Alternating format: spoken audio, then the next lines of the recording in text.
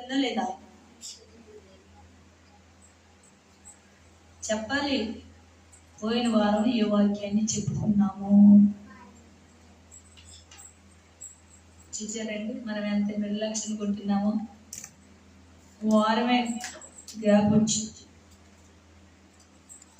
పోయిన వారం ఏ వాక్యం చెప్పుకున్నామో కూడా మనకి గుర్తు రావట్లేదు. హల్లెలూయా, హల్లెలూయా. ఒక్క వారం వారం కూడా లేదు.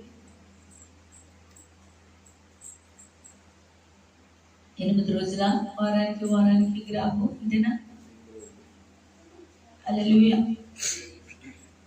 పోయిన వారం గుడికి ఎంతమంది వచ్చారో చెయ్యండి.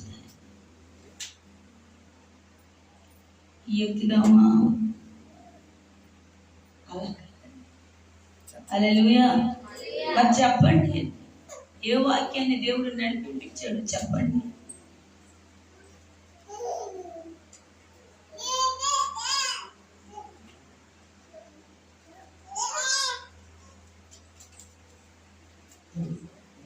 అంటే ఇప్పుడు నాకు అర్థమైంది, నామకార్థంగా ప్రార్థనకు వస్తున్నారని. హల్లెలూయా. వాక్యము నవరమేయాలంట. మీ అంత బాగా నేను చదువుకోలేదు కూడా, నాకు చదువు కూడా చదువు రాదు.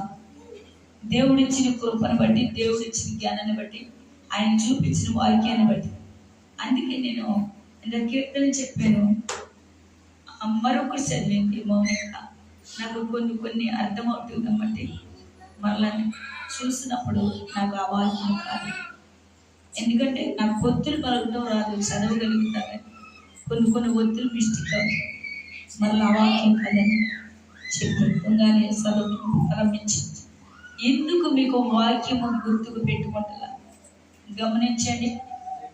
రేపు ఫంక్షన్ అనగా ఒక వారానికి ఫంక్షన్ అనగా ఈరోజు రేపు ఏం డ్రెస్ వేసుకోవాలంటో, ఏ శారీ కట్టుకోవాలంటో, పలానా శారీ అయితే పలానా కలర్ అయితే మా ఇంట్లో గుర్తు పెట్టేసుకుంటాం. మరి వాక్యం ఎందుకు గుర్తుకు లేదు? ఎన్నో వందల సంవత్సరాలు నెలల క్రితం వండిన వంట కూడా అబ్బా అప్పుడెప్పుడో వండేవి ఆ కూర ఎంత బాగుంటుందో, తిండి కదా గుర్తుండిపోద్ది. హల్లెలూయా. పోయిన వారంలో చెప్పిన వాక్యం ఎందుకు గుర్తులేదు చెప్పండి. గుర్తుంది, చిన్న మొక్క అయినా చెప్పండి.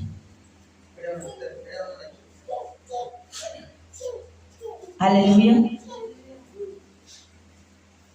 ఏబు దగ్గరికి రావటానికి పరమేశ్వరుని ఎవరి దగ్గరికి వెళ్ళి అడిగింది?